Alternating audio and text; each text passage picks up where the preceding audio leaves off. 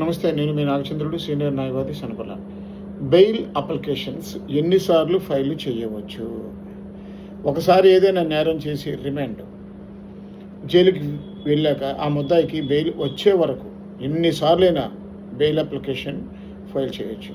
Limit అంటూ ఏమీ లేదు. బెయిల్ అప్రూవల్ అనేది నేరం తీవ్రత, అంటే కేసు విచారణ స్థితి బట్టి అది ఉంటుందన్నమాట. అంటే బెయిల్ ఒకసారి ఇచ్చిన తర్వాత రెండోసారి మనకి బెయిల్ ఇవ్వరా, అంటే బెయిల్ డిస్మిస్ అయితే మళ్ళీ అది బెయిల్ రాదా అని చాలామంది అనుకుంటూ ఉంటారు.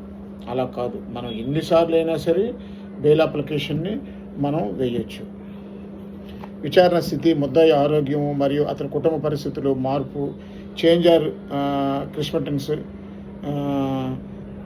పై ఆధారపడి ఉంటుంది. నేర తీవ్రతని బేస్ చేసుకుని ముద్దాయి 60-90 రోజుల్లో ఛార్జ్షీట్ ఫైల్ అవ్వకపోతే డిఫాల్ట్ అయి పొందడానికి అవకాశం ఉంటుంది. చట్టం తెలుసుకోండి, ధైర్యంగా జీవించండి.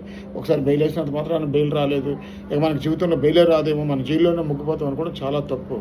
ఒకసారి రాకపోతే రెండోసారి వేస్తారు, రెండోసారి మూడోసారి, 3 కాదు 4, 4 5 ఎన్నిసార్లైనా మనం బెయిల్ పిటిషన్ ఫైల్ చేసుకోవచ్చు. ఏదో రోజున ఖచ్చితంగా మనం బెయిల్ వస్తుంది.